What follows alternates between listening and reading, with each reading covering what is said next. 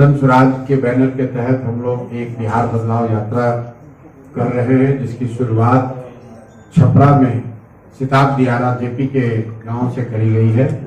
इसका लक्ष्य उद्देश्य ये है कि पिछले 2-2.5 वर्षों में बिहार के 5000 से ज्यादा गांव में पैदल चल के जिस जन स्वराज के विचार को, प्रयास को, परिकल्पना को लोगों को जाकर बताया गया, उनको समझाया गया, जिससे प्रभावित होकर 1 करोड़ से ज्यादा लोगों ने मिलकर बिहार में एक नया दल और विकल्प, जिसका नाम जन स्वराज है, बनाने का निर्णय लिया।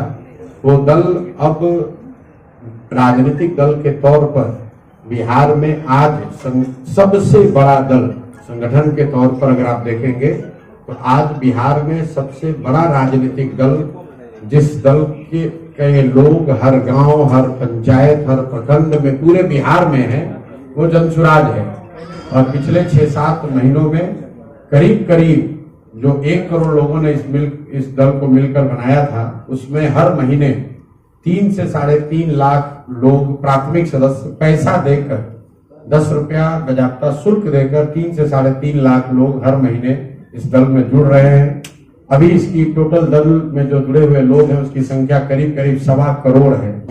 ये आप कह सकते हैं कि बहुत सारे इसमें जो लोग ये ऐसे भी होंगे जो दल से जुड़े हैं, सक्रिय नहीं है, बहुत उनकी कोई गतिविधि नहीं होगी, लेकिन 1.25 करोड़ लोगों का परिवार वाला दल बिहार में कोई दूसरा दल नहीं है। देश की सबसे बड़ी पार्टी भाजपा का भी अपना दावा यह है कि उनके करीब 70 लाख लोग बिहार में उस पार्टी से जुड़े हुए हैं। तो जब ये संगठन का विस्तार एक स्तर पर हो गया है, तो हम लोग अभी बिहार बदलाव यात्रा पर निकले हैं। एक उद्देश्य से ही निकले हैं कि जन स्वराज का जो विचार है, जो प्रयास है, जिसके बारे में आपने सुना, जो बात आपको अच्छी लगी, आपको ये समझ में आया कि ये वो रास्ता है जिससे बिहार की गरीबी, भ्रष्टाचार, अशिक्षा, बेरोजगारी, पलायन खत्म हो सकता है। तो अब वो निर्णायक समय है जब अगले 4 महीनों में जो बात जेपी ने बताई, जो संपूर्ण क्रांति का नारा जेपी ने दिया, जो व्यवस्था परिवर्तन की बात जेपी ने कही, अब बिहार की जनता के सामने विकल्प है।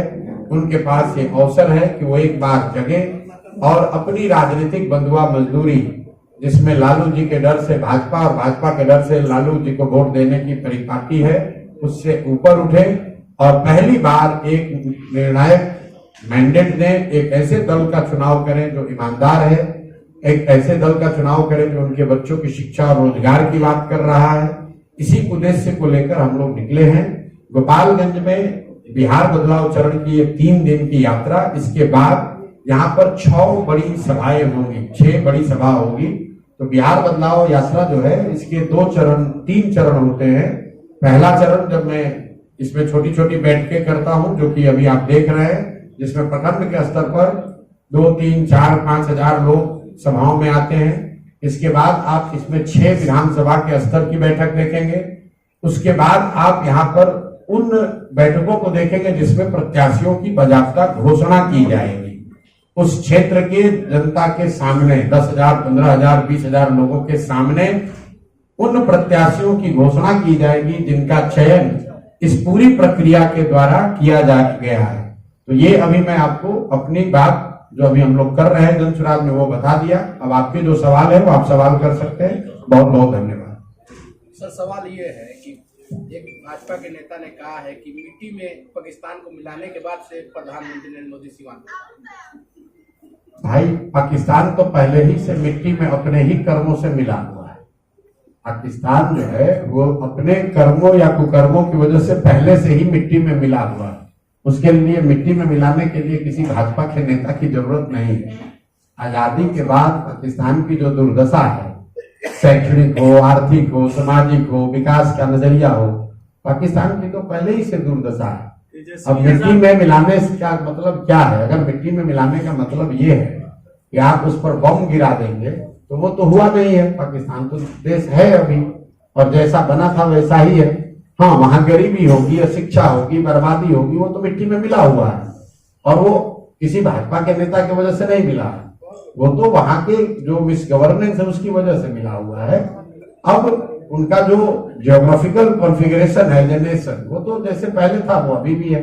ये तो मीडिया के चैनलों ने चलाया कि इस्लामाबाद पर कब्जा हो गया, तो किसी ने बताया पेशावर खत्म हो गया, वो तो बात आई गई हो गई, खत्म हो विजय गई। सिन्हा ने कहा है बिहार लाइव टीवी, आप लगातार तेज प्रताप यादव की शिक्षा पे कटाक्ष करते हैं और आपकी पार्टी के जो राष्ट्रीय अध्यक्ष किसके शिक्षा पर? तेज प्रताप तेजस्वी यादव। तेज प्रताप की बात नहीं करते, आपके जो पार्टी के राष्ट्रीय अध्यक्ष हैं उदय सिंह, वो भी खुद 12वीं तक पढ़े हैं सर। कौन 12वीं तक पढ़े हैं? उदय सिंह जो आपकी पार्टी आपको ये किसने बताया? चुनावी हलफनामा में